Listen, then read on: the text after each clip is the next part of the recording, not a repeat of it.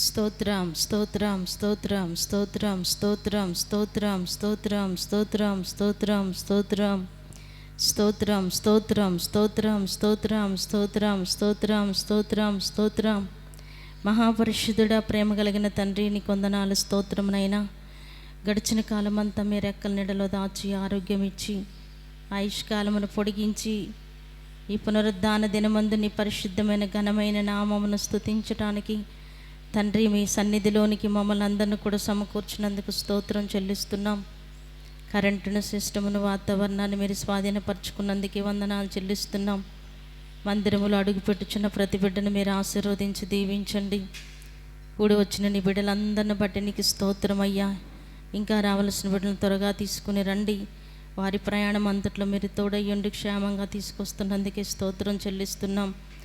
పాటల ద్వారా, వాయిద్యముల ద్వారా మీ నామానికి మహిమ తెచ్చుకొనండి అయ్యా. నీకు స్తోత్రం నైనా. ఆరాధన ద్వారా మీరే మహిమను పొందండి. సాక్ష్యముల ద్వారా, కీర్తన భాగము ద్వారా అయ్యా మీ నామానికి మహిమ తెచ్చుకోమని ప్రార్థిస్తున్నాం. మందిరములో అడుగుపెట్టుచున్న ప్రతి బిడ్డను మీ ఆత్మ స్వాధీనములోనికి తీసుకొనండి అయ్యా. నీకు స్తోత్రమునైనా.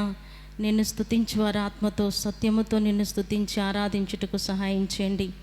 మీ దాసుల నోట మీ వాక్కులను ఉంచండి. కూడి వస్తున్న ఒక్కొక్కరితో వాక్యములో నుండి మీరు మాట్లాడండి.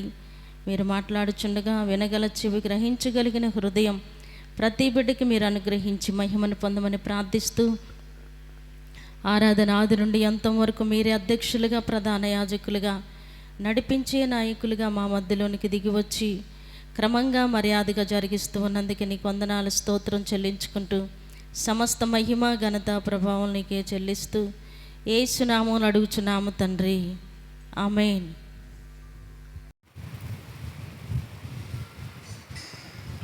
అపోస్తల కార్యములు 1వ అధ్యాయం 4వ వచనం నుంచి.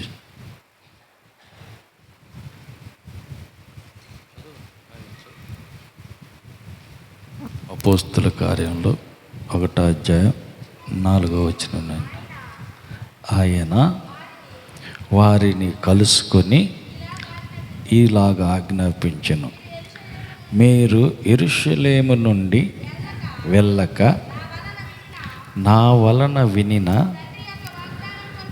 తండ్రి యొక్క వాగ్దానం కొరకు కనిపెట్టుకొనుడి. యోహాను నీళ్లతో బాప్తిస్మం ఇచ్చెను, కానీ కొద్ది దినములలోగా పరిశుద్ధాత్మతో బాప్తిస్మం పొందెదరనెను. చాలు. యేసు ప్రభు స్వయంగా చెబుతున్న మాట ఏమనంటే, వాళ్ళను కలుసుకొని ఆజ్ఞాపించాడు, మీరు యెరూషలేము నుండి వెళ్ళక నా వలన వినిన తండ్రి వాగ్దానం కొరకు కనిపెట్టుకొనుడి. హల్లెలూయా. అదే ప్రభు చెప్పిన మరొక మాట మనం చూస్తే,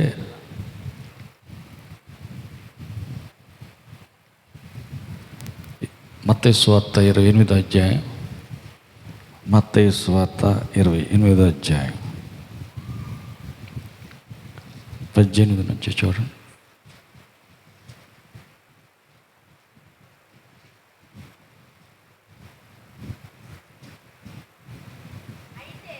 అయితే యేసు వారి యొద్దకు వచ్చి, పరలోకమందును భూమి మీదను నాకు సర్వాధికారం ఇవ్వబడి ఉన్నది, కాబట్టి మీరు వెళ్ళి సమస్త జనులను శిష్యులనుగా చేయుడి. తండ్రి యొక్కయు, కుమారుని యొక్కయు, పరిశుద్ధాత్మ యొక్కయు నామములోనికి వారికి బాప్తిస్మం ఇచ్చుడి. నేను మీకు ఏ ఏ సంగతులు ఆజ్ఞాపించితినో వాటన్నిటినీ గైకొనవలనని వారికి బోధించుడి. ఇదిగో, నేను యుగ సమాప్తి వరకు సదాకాలము మీతో కూడా ఉన్నానని వారితో చెప్పాను. హల్లెలూయా. ఇక్కడ మరణించి లేచిన తర్వాత పునరుద్ధానుడైన యేసు మొదట చెప్పిన మాట ఏమని అంటే, మీరు సర్వలోకానికి వెళ్ళండి, సర్వ సృష్టికి సువార్త బోధించండి, రోగుల్ని స్వస్థపరచండి, దయ్యాలు ఎల్లగొట్టండి, సమస్త జనులు నా శిష్యులుగా చేయండి, యుగ సమాప్తి వరకు నేను మీతో కూడా ఉంటాను అని చెప్పాడు. ముందేమో వెళ్ళమన్నాడు. ఇప్పుడు మొదట మనం చదివినటువంటి అపోస్తుల కార్యం 1:4 మీరు యెరూషలేము నుండి వెళ్ళొద్దు అంటున్నాడు. అదేంది? వెళ్ళమని చెప్పింది యేసయ్యే, వద్దని చెబుతుంది యేసయ్యే. వెళ్ళొద్దనే అంటే వెళ్ళొద్దని కాదు, వెళ్ళమనే. కానీ ఎప్పుడు వరకు వేచి ఉండాలి అంటే, పైనుండి పరిశుద్ధాత్మను పొందే అంతవరకు మీరు యెరూషలేములోనే నిలబడి ఉండండి, అప్పుడు దా పోమాకండి, తర్వాత వెళ్ళండి అంటున్నాడు. ముందు మాట ఏమో వెళ్ళమని, రెండవ మాట వెళ్ళొద్దు అని. ముందు నువ్వు వెళ్ళమన్నావు కదయ్యా అంటే వెళ్ళుదురు, కానీ కొంచెం ఆగండి. ఎప్పుడు దాకా? పైనుండి శక్తిని పొందుకునేదాకా మీరు నిలబడండి, యెరూషలేములోనే ఉండండి, ఎటు పోవద్దు అంటున్నాడు. ఎందుకని? పైనుండి శక్తి వస్తే కానీ బయటికి పోయి సమస్త జనులు శిష్యులుగా చేస్తానికి, దయ్యాలు ఎల్లగొడటానికి, దేవుని రాజ్యం కట్టడానికి అధికారం, శక్తి వస్తుంది. ఆ శక్తి లేకపోతే, ఆ ఆదరణకర్త తోడు లేకపోతే, తోడుగా ఆయన రాకపోతే మన వల్ల కాదు. అందుకని ఆయన అంటున్నాడు, వెళ్ళండి, సర్వలోకానికి వెళ్ళండి, కానీ పైనుండి శక్తి పొందిందాకా వెళ్ళొద్దు, ఆగండి. హల్లెలూయా. 8 చూడండి, అపోస్తుల కార్యం 1:8.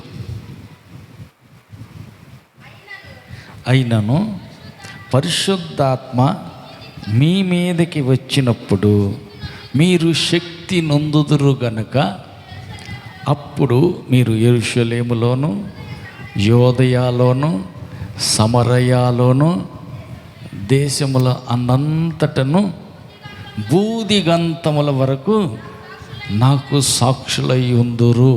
చాలు. మొదటి మాట అన్నాడు, సర్వలోకానికి వెళ్ళండి, సమస్త జనులు శిష్యులుగా చేయండి. ఇక్కడేమంటున్నాడు? వెళ్ళండి, కానీ పైనుండి శక్తి పొందిందాకా యెరూషలేములోనే ఉండండి. శక్తి పొందిన తర్వాత మొదట యెరూషలేములోను, తర్వాత యోదయలోను, తర్వాత సమరయలోను, తర్వాత బూదిగంతముల వరకు నాకు సాక్షులై ఉంటారు అని చెప్పాడు. యెరూషలేం అంటే మన ఇంట్లోనే సాక్షులమై ఉండాలి. హల్లెలూయా. అంటే మన ఇంట్లో మనకి సాక్ష్యం ఉండాలి. హల్లెలూయా. ఏమని సాక్ష్యం?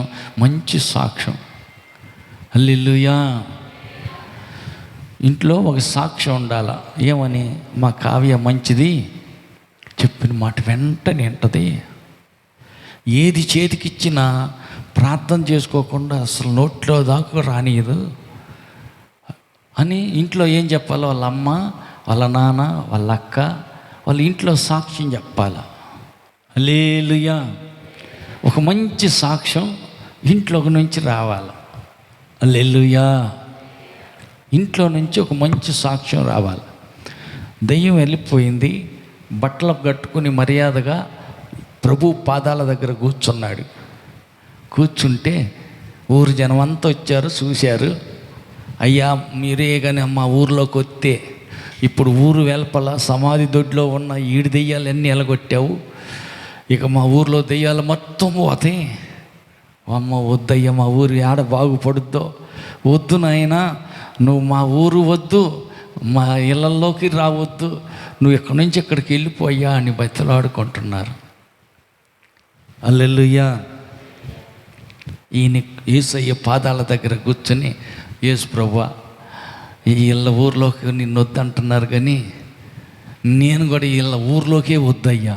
ఊరు నిండా దెయ్యాలే, ఊరు వైపుల సమాధుల దొడ్లో ఉండేవి, నాకే ఇన్ని వేల దెయ్యాలు బట్టి ఉంటే ఊరు లోపలకు పోతే ఎన్ని దెయ్యాలు ఉంటాయో ఆ దెయ్యాలతో నేను మళ్ళీ ఏడ ఊరేగేది, వద్దయ్యా, నేను మాత్రం నీ వెనకీడితే వస్తానయ్యా, నువ్వు ఎక్కడికి వెళ్తే అక్కడికి వస్తాను అంటున్నాడు. హల్లెలూయా. అప్పుడు యేసు ప్రభువు అతనికి ఒక మాట చెబుతాడు. ఏమని? నువ్వు ఇంటికి వెళ్ళు, మీ ఇంటికి వెళ్ళి ఏం చేయాలంటమ్మా, మీరమ్మా ఇంటికి వెళ్ళి ఏం చేయాలంట? హల్లెలూయా. అరిసెలు కాల్చుకొని గారెలు వండుకొని తినమన్నాడా?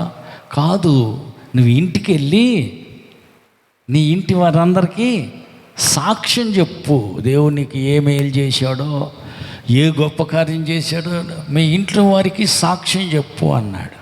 హల్లెలూయా. దొరికిందా అయినా వచ్చిన అది హోంవర్క్, సాయంత్రానికి చెప్పాలి. ఎతికి ఇప్పుడు ఎతకమాకండి, వాక్యం అనకుండా మనసులో పెట్టుకోండి, సాయంత్రం లోపల దాన్ని ఎతికి చెప్పేద్దరు. కానీ ఆయన అంటున్నాడు, మీరు ఇంటికి వెళ్ళండి, నువ్వు ఇంటికి వెళ్ళిపోయి నీ ఇంటి వారికి సాక్ష్యం చెప్పు, ఇంట్లో సాక్ష్యం చెప్పు. హల్లెలూయా. ఏమని చెబుతావు? దేవుడు నీకు ఎట్టి కార్యాలు చేశాడో ఆ కార్యాలే చెప్పు. నువ్వు ఏదైతే అనుభవించావో, అనుభవించింది ఏంటి? ఒకప్పుడు బట్టలు ఉండవు, ఇప్పుడు బట్టలు కట్టుకున్నాడు. ఒకప్పుడు సమాధులు ఉన్నాడు, ఇప్పుడు ఊర్లో ఉంటున్నాడు. ఒకప్పుడు తన ఒళ్ళు తను గాయం చేసుకుంటాడు, ఇప్పుడు అట్టాటి పనులు ఏం చేయట్లా, బాగానే ఉన్నాడు. హల్లెలూయా. నా పరిస్థితి ఒకప్పుడు అలాగుండేది, మీకు అందరికీ తెలుసుగా. ఇప్పుడు బాగానే ఉంది. నాకు మైండ్ లేదు, ఒకప్పుడు అన్ని దెయ్యాలు బట్టి, ఇప్పుడు దెయ్యాలన్నీ పోయినాయి. ఇప్పుడు దేవుడు నా ఒంట్లోకి వచ్చాడు. నేను ఒకప్పుడు చీకటి సంబంధిని, ఇప్పుడు వెలుగు సంబంధిని. యేసయ్య నాలో ఉన్నాడు కనుక నా మనస్సు మారిపోయింది, నా హృదయం మారిపోయింది, నా చరిత్రే మారిపోయిందని సాక్ష్యం చెప్పు అని పంపించాడు. హల్లెలూయా. ఇంటికి వెళ్ళి మొదట సాక్ష్యం చెప్పాల. సాక్ష్యం చెప్పినప్పుడు ఏం చేస్తారు? ఇంటి వాళ్ళందరూ గమనిస్తారు, వీడు అంతకుముందు శాస్త్రాలు ఏమైనా ఉన్నాయో పోయినాయా, అట్టనే చేస్తున్నాడా, ఏమి రాయో రప్పో ఏదన్నా దొరికితే తన ఒళ్ళు తానే గాయపరుచుకుని నెత్తురు కారుకుంటా అట్టాగేమైనా కూర్చున్నాడు? లేదు, బాగానే ఉన్నాడు, అయితే మారిపోయాడు. హల్లెలూయా. ఇంటి వారికి సాక్ష్యం చెప్పాల. నేను మారాను, యేసు ప్రభువు నా ఒంట్లోకి వచ్చాడు, నాలో దెయ్యాలన్నీ పోయి నేను బాగానే ఉన్నాను, ఇప్పుడు దెయ్యం పట్టినోడిని కాదు, దేవుడు పట్టినోడిని, దేవుడు నా ఒంట్లో ఉన్నాడు, నా చరిత్ర మారింది అని ఇంట్లో వాళ్ళకి చెప్పాలా.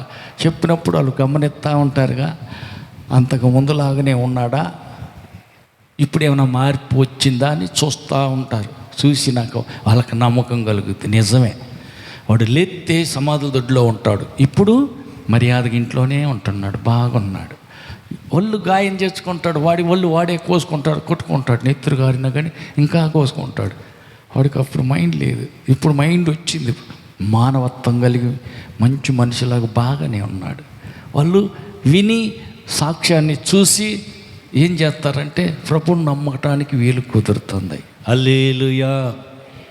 అందుకే ఆయన అంటున్నాడు కదా, మీరు పైనుంచి ఎప్పుడైతే శక్తిని పొందుకుంటారో అప్పుడు మీరేమవుతుంది? మొదట యెరూషలేములోనూ సాక్షులై ఉంటారు, తర్వాత యోదయ అంటే పక్క ఊరు అన్నమాట, ఆ పక్కన ఉన్న ఊరు, ఈ ఊరు పక్కన అటు కలకూరు ఇటు ధర్మవరం అన్నట్టు పక్క ఊరు. యోదయ అంటే యెరూషలేము పక్కన ఉన్న ఊరు. పొరుగు ఊరిలో కూడా సాక్ష్యం ఉండాలి. హల్లెలూయా.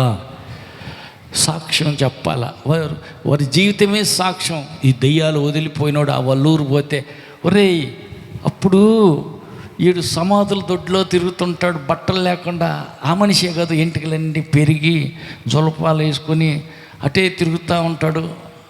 నిజమే. ఒరే నేను ఇప్పుడు బాగానే ఉంది అబ్బాయి, తగ్గిందే? బాగానే ఉంది, నేను బాగున్నా. హల్లెలూయా. ఆయన జీవితమే ఒక సాక్ష్యం. అందుకు ఆయన అంటున్నాడు కదా, మీరు యెరూషలేములోను పైనుండి శక్తి పొందిన తర్వాత యెరూషలేములోను, తర్వాత యోదయలోను, తర్వాత సమరయలోను, తర్వాత భూదిగంతముల వరకు సాక్షులై ఉంటారు. ఆమేన్. మీరు సాక్ష్యం చెప్పనక్కర్లా, చూసే వాళ్ళే చెప్పుకుంటారు. ఈ మనిషి ఎవరో తెలుసా? తెలుసు. హల్లెలూయా. ఈ మనిషి ఎవరో తెలుసా? తెలుసు. మాకెందుకు తెలీదు? తెలుసు. ఒకప్పుడు ఎట్టుండేవాడు? నిజమేను. హల్లెలూయా. ఇప్పుడు మారిపోయాడు, బాగున్నాడు, మానవత్వం కలిగిన మనిషిలాగా ఉన్నాడు. హల్లెలూయా. ఊరందరికీ తెలుసు, పక్క ఊరు వాళ్ళకి తెలుసు. ఏం తెలుసు? ఒకప్పుడు బట్టలు లేకుండా తిరిగాడు, ఇప్పుడు బట్టలు కట్టుకొని బుద్ధి కలిగి ఉంటున్నాడు. హల్లెలూయా. బాగుపడ్డాడు, సాక్షిగా నిలబడిపోయాడు. హల్లెలూయా. కాబట్టి ఒకప్పుడు ఈశ్వరమ్మ సంగతి ఊరుకు తెలుసు, సాధు నగరానికి కూడా తెలుసు, పక్క ఊర్లకు తెలుసు.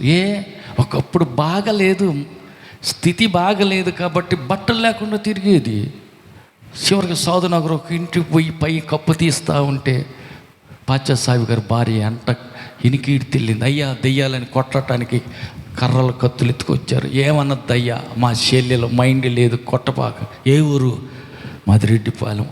వెంటనే కామిరెడ్డికి ఫోన్ చేస్తే ట్రాక్టర్లకు వేసుకొని జనాన్ని తీసుకెళ్ళి బట్టలు కట్టి తెచ్చి ఇంటికి ఆడబెట్టా. ఈరోజు బాగుంది.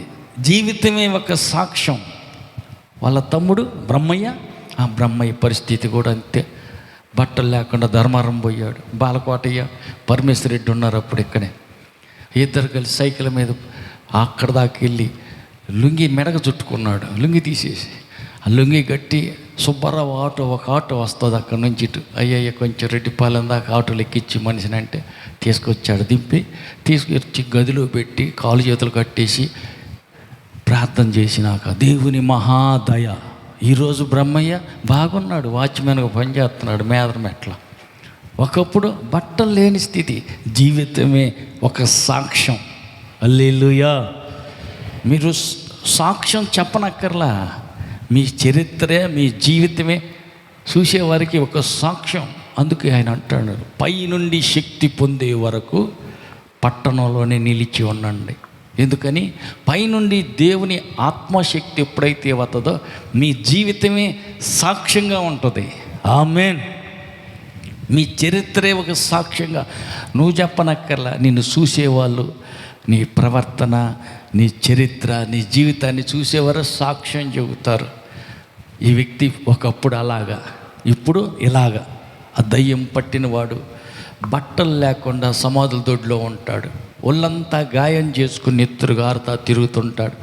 ఆ దారిని పోయే వాళ్ళని కొడతా ఉంటుంటాడు. అందుకని గొలుసులతో కట్టేసినా ఉండడం. అలాంటి వ్యక్తి ఈరోజు బాగున్నాడు, బుద్ధి కలిగి బట్టలు కట్టుకొని యేసయ్య పాదాల దగ్గర కూర్చున్నాడు. ఆయన జీవితమే సాక్ష్యం. అందుకే అన్నాడు, మీరు వెళ్ళి నువ్వు ఇంటి దగ్గర సాక్ష్యం చెప్పుపో అన్నాడు. వెళ్ళి ఇంటి దగ్గర సాక్ష్యం చెప్పాడు. హల్లెలూయా, హల్లెలూయా. ఆయన జీవితమే సాక్ష్యం. ఇప్పుడు మన పరిస్థితి ఏంటి? అవును, మనం కూడా పైనుండి శక్తి పొందే వరకు యెరూషలేము మందిరంలోనే నిలిచి ఉండాలా, కనిపెట్టుకుని ఉండాలా. ఎందుకు? పైనుండి శక్తి రావాలా, పరిశుద్ధాత్మ శక్తి పొందుకోవాలా. అప్పుడే మనం సాక్షులుగా ఉండగలుగుతాం. ఒకప్పుడు మన స్థితి ఏంటి? అవును, ఒకప్పుడు మన పరిస్థితి వేరుగా ఉండేది. మరి ఇప్పుడున్న పరిస్థితి ఏంది? ఒకప్పుడు రోగులుగా ఉన్నాం, ఇప్పుడు ఆరోగ్యంగా బాగానే ఉన్నాం. ఒకప్పుడు పోలేదు, తిండి లేని స్థితిలో ఉన్నాం, ఇప్పుడు కడుపు నిండా తినగలుగుతున్నాం. ఒకప్పుడు కొంప లేదు, ఇప్పుడు ఇల్లు ఉంది, దేవుని కృప. కాబట్టి నీ జీవితమే నిన్ను చూసేవాళ్ళే సాక్ష్యం చెప్పాలి వీళ్ళ సంగతి ఏంది అని. కాబట్టి సాక్షులై ఉంటారు. ఎప్పుడైతే పైనుండి శక్తిని పొందుకుంటామో అప్పుడు యెరూషలేములో సొంత ఇంట్లో, సొంత ఊర్లో సాక్ష్యంగా ఉంటాం. తర్వాత పొరుగు పక్క ఊరిలో, తర్వాత సమరయ, ఇంకా దూరం ఊరు, తర్వాత భూదిగంతముల వరకు సాక్షులుగా నిలిచి ఉంటారు. అందుకని మనం ఏం చేయాలంట? పైనుండి శక్తిని పొందుకోవాలా. పైనుండి దేవుని శక్తి, పైనుండి దేవుని పరిశుద్ధాత్మ శక్తిని పొందుకోవాలి. అప్పుడే సాక్షులుగా మనం మన చరిత్ర ఉంటుంది. హల్లెలూయా, హల్లెలూయా.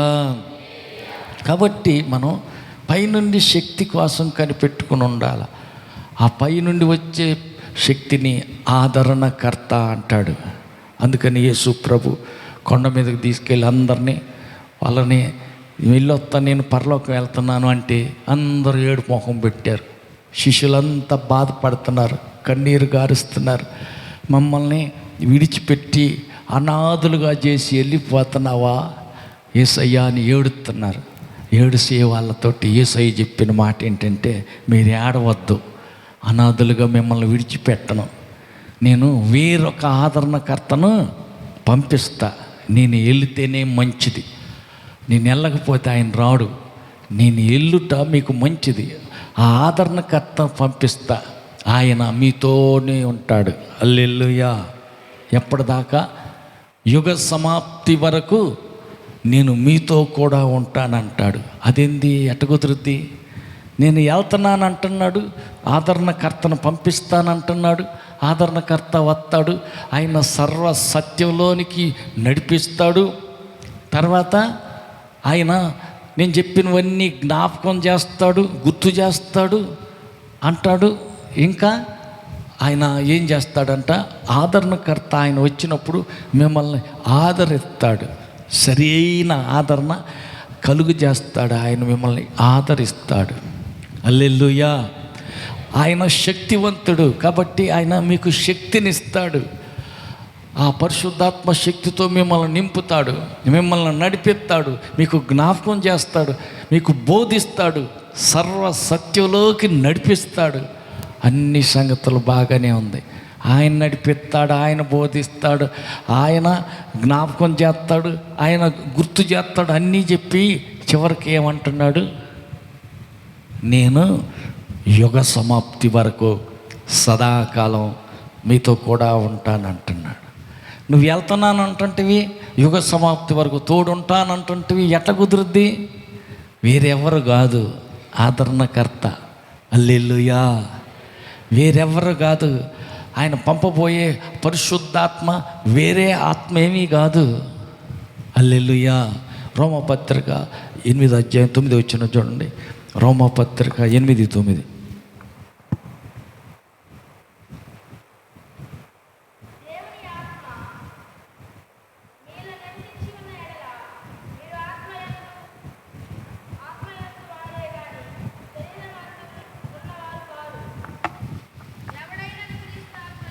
ఎవడైనను క్రీస్తు ఆత్మ లేని వాడైతే వాడు ఆయన వాడు కాదు. ఇదేంటి? క్రీస్తు వెళ్ళిపోయాడు కదా, తండ్రి దగ్గర ఉండటానికి ఆయన వెళ్ళిపోయాడు కదా, తండ్రి కుడి పార్శ్వాన అక్కడ కూర్చుని ఉన్నాడు కదా, మరి ఇక్కడికి పంపించింది ఎవరు?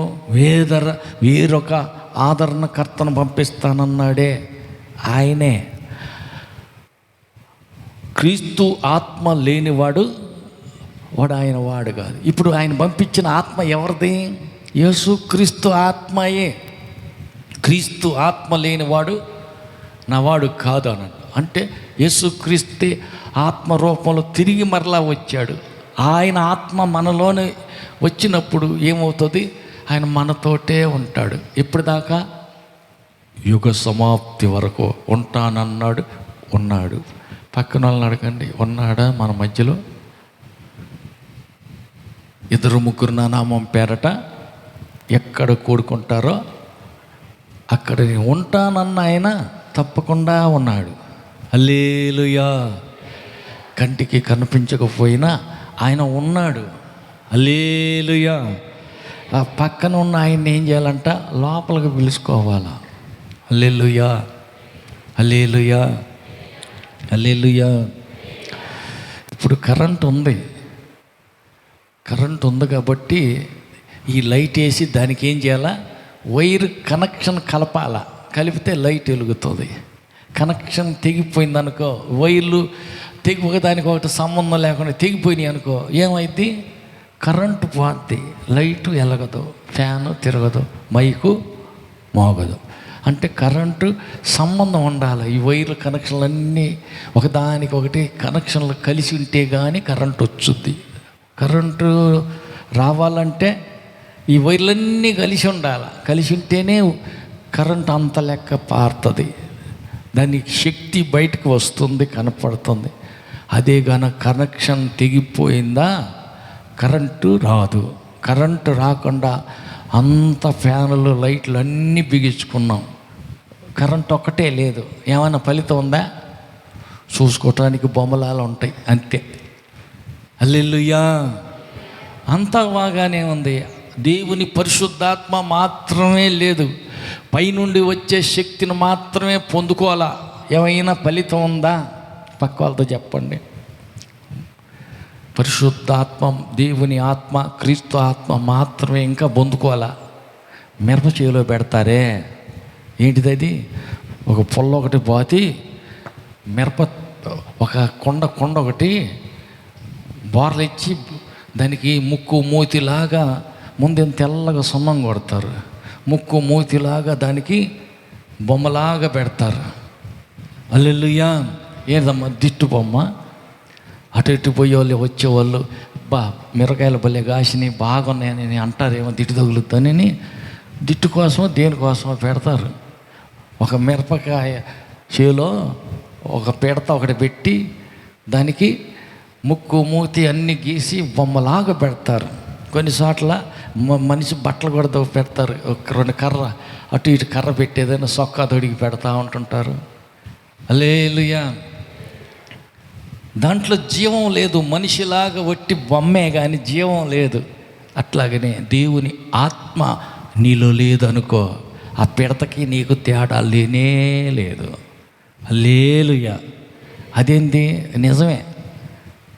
క్రీస్తు ఆత్మ లేనివాడు, ఆయనే చెప్తున్నాడుగా, ఆత్మ లేనివాడు అస్సలు నా వాడే కాదు.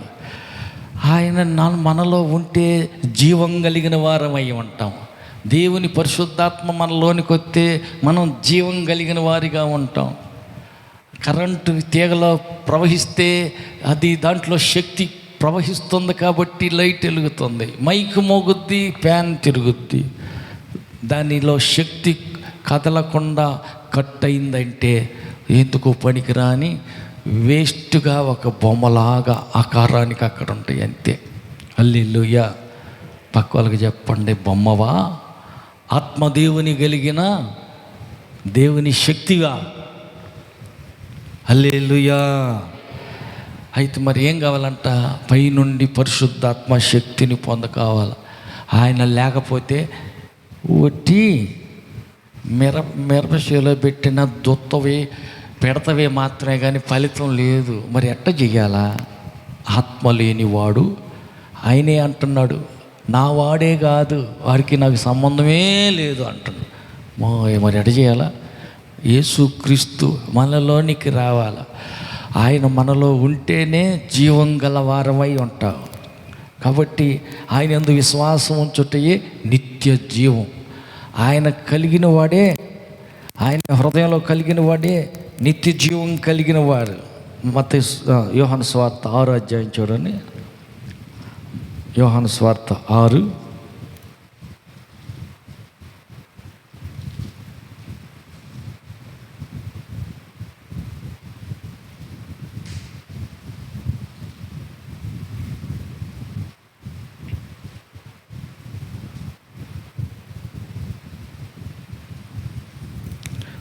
ఆరు 48. విశ్వసించువాడే నిత్య జీవం గలవాడు. హల్లెలూయా. కాబట్టి దేవుణ్ణి నమ్ముకోవాలా. నిత్య జీవం కలిగి ఉండాలంటే దేవుణ్ణి నమ్ముకోవాలి. మొదటి మాట, దేవుణ్ణి హృదయంలోనికి చేర్చుకోవాలా.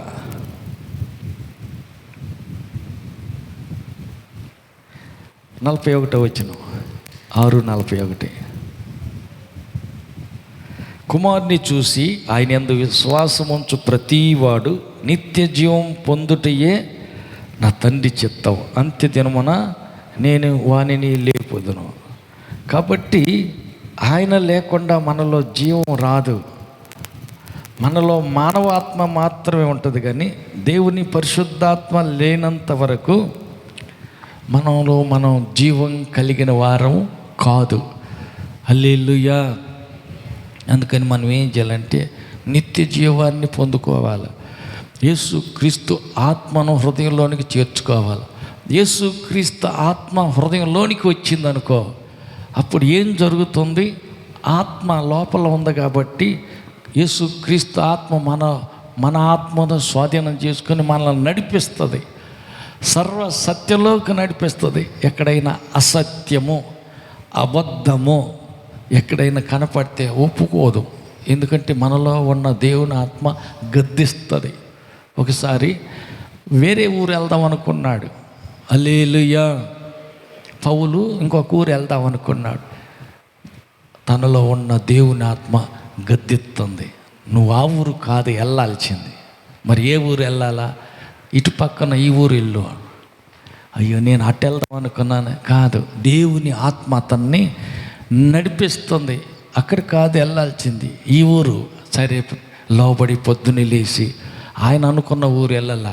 ఆత్మ నడిపించిన ఇంకొక ఊరు వెళ్తే ఆ ఊరిలో గొప్ప ఉద్యమం రేగింది, ఆత్మలు రక్షించబడ్డాయి, గొప్ప కార్యాలు జరిగాయి. అందుకని ఆత్మ నడిపింపు కావాలి, ఆత్మ దేవుని నడిపింపు కావాలి. కొన్నిసార్లు ఏం చేస్తామంటే దేవుని ఆత్మ ఆలోచన లేదనుకో, మన సొంత ఆలోచనలు వస్తుంటాయి, సొంత ఐడియాలు వస్తాయి. సొంత ఐడియాలు వచ్చినప్పుడు ఏమైద్ది? భయం కలుగుద్ది. హల్లెలూయా. కలవరం వస్తుంది, కంగారు పడిపోతూ ఉంటాం. ఒకసారి ఒక ఆమె నిన్ను చంపేస్తానంది. ఎవరిని? ఒక పెద్ద ప్రవక్తను పట్టుకొని నిన్ను చంపేస్తానంది. అమ్మ, ఆమె చంపుద్దంటగా ఎట చేయాలా? ఆమె చంపినప్పుడు నేను చస్తే ఏం బాగుంటుంది? ఇన్ని గొప్ప కార్యాలు చూసిన నేను ఆఫ్టర్ ఆల్ ఆడగూతురు చేతులు నేను చావటమేంది? వద్దు, నేను ఇటన్నా పోయి దేవుడిని అడుగుతా, నన్ను నువ్వే చంపేసి తీసుకోమని అని నేరుగా వెళ్ళిపోయి అరణ్యంలో పోయి చెట్టు కింద కూర్చున్నాడు. నిరాశతో కూర్చుని ప్రార్థన చేస్తున్నాడు. ప్రభువా, నాకంటే ముందు గతించిపోయిన భక్తులు చాలా గొప్ప కార్యాలు చేశారు, గొప్ప భక్తులు. వాళ్ళందరికంటే నేనేం గొప్పవాడిని ఏం కాదు, కానీ ఇక నా జీవితం ఇంతవరకు జాలే, ఇంక చంపేసి తీసేసుకో నువ్వు అని ప్రార్థన చేస్తున్నాడు. ఇదేందంట? ఇది మానవ ఆత్మ పనిచేస్తుంది. మరి ఇప్పుడు దాకా ఏ ఆత్మ అతను నడిపించింది? అగ్ని దించాడు, ఆకాశంలో చీల్చి అగ్ని దించాడు, బలి అర్పణ అంతా దహించి వేయబడింది. అవును, ఆయన గొప్ప గొప్ప కార్యాలు చేశాడు. ఎంత గొప్ప భక్తుడు ఏలియా. ఒక ఆడగూతురు అన్న మాటను పట్టుకొని మానవ ఆత్మతో ఆలోచించి భయంతో మరణాపేక్ష గలవాడై బదరీ వృక్షం కింద వెళ్ళి కూర్చుని నన్ను చంపి నీ దగ్గరికి తీసుకో అని ప్రార్థన చేస్తున్నాడు. అదేంది? ఇంత గొప్ప భక్తుడికి ఆ భయం రావటం ఏంటి?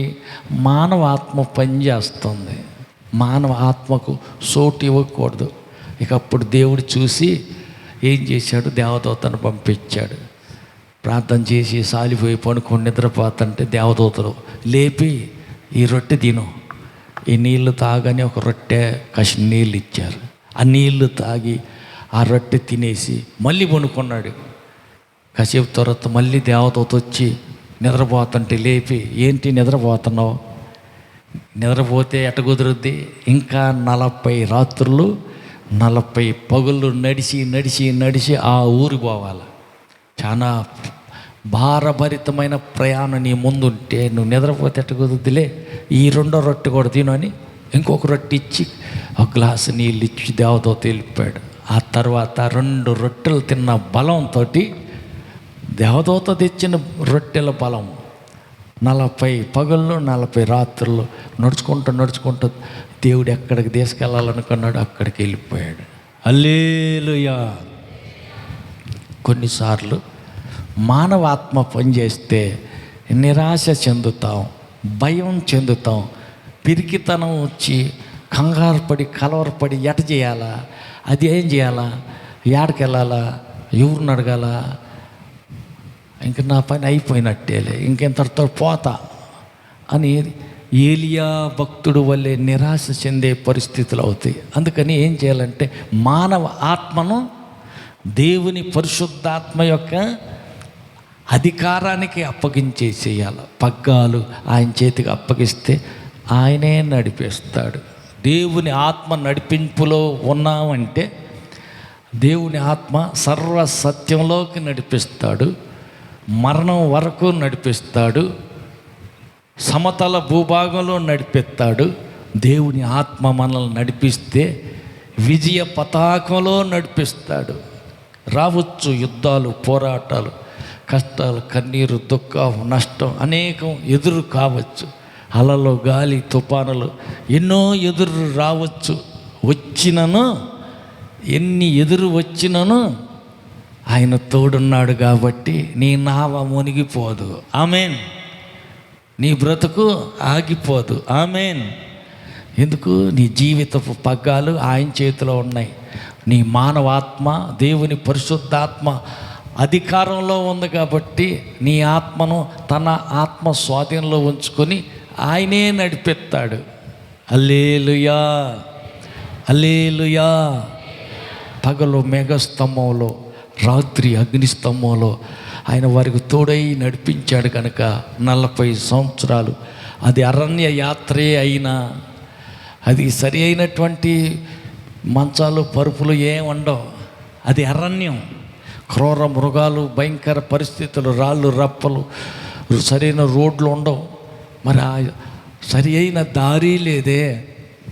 దారిలో ఎర్ర సముద్రం వచ్చింది, యోర్దాను నది అడ్డం వచ్చింది, కొండలు, లోయలు ఎన్నెన్నో వచ్చాయి. కానీ క్షేమంగా అందరికీ చేర్చాడు.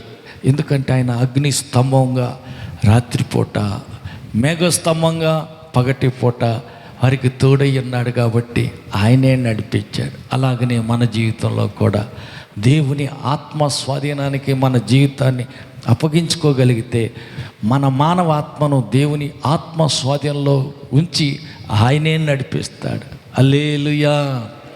కాబట్టి మానవ ఆత్మ ప్రకారం మనం పని చేయకూడదు. మన మానవ ఆత్మ కృంగిపోతుంది, నీరసించిపోద్ది. కొన్నిసార్లు ఏముందలే, అంత పోయినాక ఇంకెందుకో, సావే శరణ్యం అన్నట్టు ఉంటుంది. ఏవు భార్య వచ్చి అంటుంది, ఇంకెందుకయ్యా భక్తి, ఇంకా యథార్థత ఏందయ్యా. యథార్థత లేదు, ఏం లేదు. కానీ ఒకసారి దేవుని దూషించి చచ్చిపో అంటుంది. శరీర రీతిగా ఆలోచిస్తుంది. హల్లెలూయా, హల్లెలూయా. శరీర రీతిగా ఆలోచిస్తూ పేతురు కూడా ఒకసారి వచ్చి ఆయన అంటుంటే, నేను యెరూషలేము దగ్గరలోకి వచ్చాను, అన్యుల చేతికి నన్ను అప్పగెత్తారు, వారు నన్ను చంపేస్తారు, 3 రోజుల తర్వాత తిరిగి మర్రలేస్తానని చెబుతుంటే ఆ పక్కనున్న పేతురు యేసయ్య చేయి పట్టుకొని అంటున్నాడు, ఏం ప్రభా నువ్వు అట్ట అనకూడదు, అసలు నువ్వు చచ్చిపోతే మా సంగతి ఏంది, వద్దు నువ్వు చనిపోతాను అనగాకు, మరణం నీకు దూరం అగునుగా కానీ గద్దెత్తన్నాడు. యేసు ప్రభు అంటాడు, నేను వచ్చిందే మరణించటానికి, సర్వలోక మనుషులందరి పాప పరిహారార్థం మరణించటానికి నేను ఎత్తే, శరీర రీతిగా ఆలోచించి మరణం దూరం అగునుగా అంటావేంటి, నేను వచ్చిందే అందుకైతే. హల్లెలూయా. ఆయన గద్దిస్తాడు. హల్లెలూయా. కాబట్టి చివరికి యేసు ప్రభు కూడా ఒకసారి శరీరంలో ఉన్నాడు కనుక గెత్సేమనే తోటలో ప్రార్థన చేస్తూ ఆయన అంటాడు, శరీరాన్ని తాను పొందబోతున్న కష్టాలు, కన్నీరు, ఆయన చిందించబోతున్న రక్తం, ఆయన పొందబోతున్న గాయాలు అన్నీ ఊహించుకొని ప్రార్థనలో చెమట బిందువులాగా, రక్తమే చెమటలాగా కింద పడతా ఉంది, రక్తం కారుతుంది, చెమట కాదు, చెమటలాగా రక్తం ఆ ఒంట్లో నుంచి బయటికి బొట్లు బొట్లు పడుతుంది. ఆ ప్రార్థన టైంలో ఆయన అంటున్నాడు, తండ్రి నీ చిత్తం అయితే ఈ గిన్నెను నా యొద్ద నుంచి తొలగించండి, అయినా నా చిత్తం కాదు, నీ చిత్తమే సిద్ధించునుగాక అంటాడు. అంటే శరీర రీతిగా ఉన్నాడు కనుక, మానవుడిగా సంపూర్ణ మనుషుడుగా యేసయ్య ఉన్నాడు కనుక, మనిషిగా తాను పొందబోతున్న శ్రమ, వేదనంతా తలంచుకొని గుర్తు చేసుకొని, అయ్యా అంత బాధ నేను భరించాలా, అంత శ్రమలో నేను పొందాలా, అన్ని గాయాలు నేను అనుభవించాలా, ఎంత నొప్పో కదా. అవకాశం ఉంటే నేను తాగకుండా ఈ పాత్ర పక్కకి తొలగిపోతే వీలైతే తప్పిరాదు అని వెంటనే తిరిగి మరలా ఆత్మ అధీనానికి అప్పగించుకొని అంటున్నాడు. ఏమని అంటున్నాడు? అయినను నా చిత్తం కాదు, నీ చిత్తమే సిద్ధించునుగాక. హల్లెలూయా. కాబట్టి మన జీవితంలో కూడా కొన్నిసార్లు యేసుని వెంబడించే వైనంలో మన సిలువను మనమే ఎత్తుకొని మోసే రీతిలో, పద్ధతిలో తలసుకుంటే కొన్ని బాధలు, కొన్ని కష్టాలు, కొన్ని శ్రమలు, కొన్ని నిందలు, కొన్ని అవమానాలు, కొన్ని పరిస్థితులు ఆలోచించుకుని కృంగిపోయే గడియలు వస్తుంటాయి. కానీ పరిస్థితులు కళ్ళి చూడకూడదు. మరి ఏం చేయాలంట?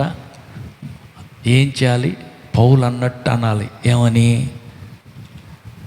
పొందబోతున్న బహుమానం ఎదుట ఇప్పటి కాలపు శ్రమలు ఈ ఎన్నదగినవి కాదు, లెక్కలేవి కాదు.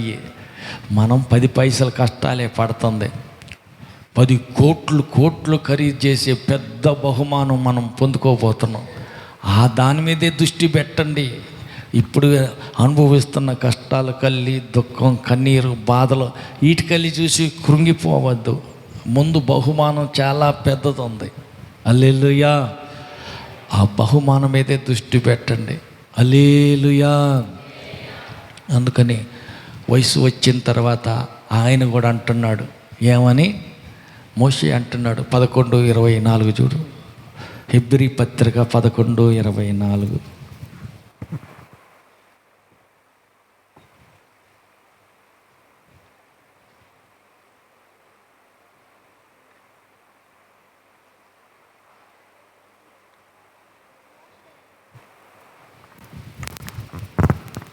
మోషే పెద్దవాడైనప్పుడు విశ్వాసమును బట్టి ఐగుప్తు ధనం కంటే క్రీస్తు విషయమైన నింద గొప్ప భాగ్యమని ఎంచి అల్పకాల పాప భోగం అనుభవించుట కంటే దేవుని ప్రజలతో శ్రమ అనుభవించుట మేలని యోచించి ఫరో కుమార్తె యొక్క కుమారుడినని అనిపించుకొనుటకు ఒప్పుకొనలేదు.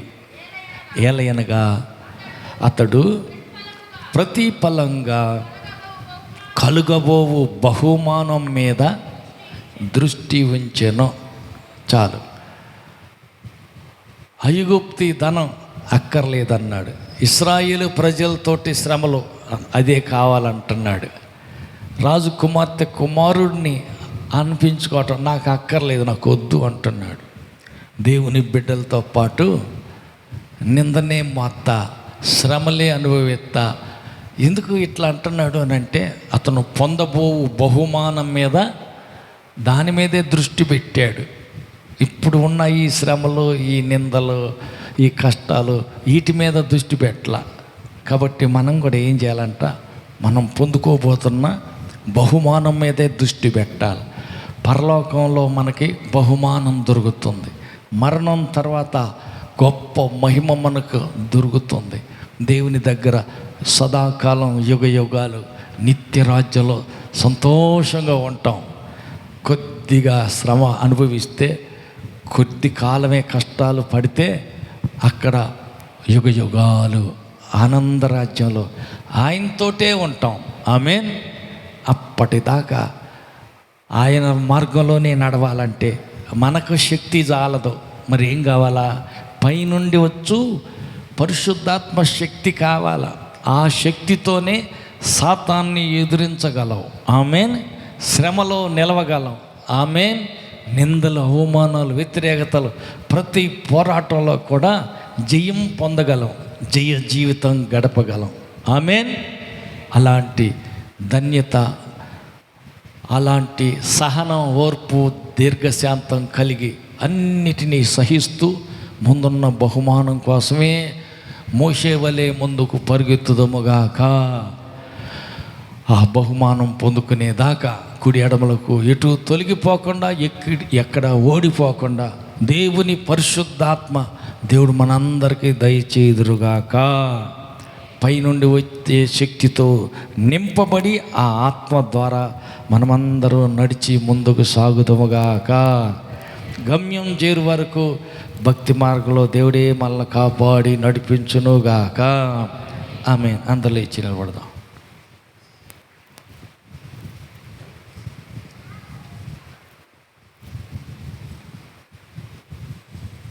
చేతులు ఎత్తుదాం, కళ్ళు ముద్దాం, ఎవరికి వాళ్ళే ప్రార్థన చేద్దాం.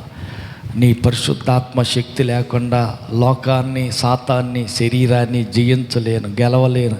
నాకు శక్తి చాలదు, నీవు నాలో ఉండాలా, నాతో రావాలా. నీవిచ్చు బలపరచు నిన్ను బట్టి నేను సాతాన్ని గెలుస్తానయ్యా, జయ జీవితం గడుపుతానయ్యా. నేను అన్నిటినీ జయించటానికి నాకు శక్తి చాలదు, నీ ఆత్మశక్తి కావాలి యేసయ్యా. నీ పరిశుద్ధాత్మ నాకు దయచేయ్యా. అడుగుదాం, ప్రార్థన చేద్దాం. విజ్ఞాపన ఆలకించినందుకై స్తోత్రాలు. ఆత్మ లేనివాడు నా వాడు కాదని చెప్పిన నీ వాక్యాన్ని బట్టి మాలో ప్రతి ఒక్కరూ పైనుండి శక్తిని పొందుకుంటే తప్ప దేవా బలపరచువానిని బట్టి నేను సమస్తం చేయగలనని పౌలు చెప్పిన రీతిగా నీవిచ్చు బలముతోనే సాతాను క్రియలను లయపరచగలం. శరీరాన్ని, సాతాన్ని, లోకాన్ని జయించుచు జయ జీవితం గడిపి మరణం అనంతరం మహిమలో నిత్యరాజ్యం చేరగలం. నీ సహాయం లేకుండా, నీ శక్తిని పొందకుండా, దేవా నీ ఆలోచన లేకోకుండా మా సొంత ఆలోచనతో, సొంత శక్తితో మేమేమీ చేయలేము. నీ నుంచి మేము వేరయ్యి ఉండి నీ సహాయం లేకుండా, నీ సన్నిధి మాతో రాకుండా ముందుకు సాగలేము. కాబట్టి జయ జీవితం గడపటానికి మాకందరికి నీ శక్తి, పైనుండి వచ్చు పరిశుద్ధాత్మ అభిషేకం నీ వీళ్ళకొక్కరికి దయచేసి మరణం వరకు నడిపించే నీ ఆత్మ అధీనంలో, పరిపాలనలో ఉండి ముందుకు సాగి మహిమ రాజ్యంలో చేరు పర్యంతం నీతో కలిసి కొనసాగటానికి కృప దయచేయమని కోరుకుంటూ, కూడి వచ్చిన బిడ్డలందరూ దీవించమని ప్రార్థనలో పెట్టిన ప్రతి అంశానికి సమాధానం ఇచ్చారని విశ్వసిస్తూ నీ నామానికి స్తుతులు, స్తోత్రాలు చెల్లిస్తూ సాయంకాల కూటాన్ని రేపు పగల ఆరాధన ఆశీర్వాదంగా జరిగించి ఘనత మహిమ మీరు పొందమని కూడి వచ్చిన బిడ్డలందరికీ చేసిన ప్రతి ప్రార్థనకు తగిన ప్రతిఫలం ఆశీర్వాదించి మహిమ పొందమని మహిమతో రానున్న మా ప్రభు రక్షకుడైన యేసు నామములో ప్రార్థించి వేడుకుంటున్నాము తండ్రి. ఆమేన్. మన ప్రభు అయిన యేసుక్రీస్తు కృపయు, తండ్రి అయిన దేవుని ప్రేమయు, పరిశుద్ధాత్మని యొక్క అన్యోన్య సహవాసము కూడి వచ్చిన మనకును సర్వలోక పరిశుద్ధులందరికీ సదాకాలం తోడయుండి నడిపించునుగాక. ఆమేన్. హల్లెలూయా, హల్లెలూయా, హల్లెలూయా. ఆమేన్.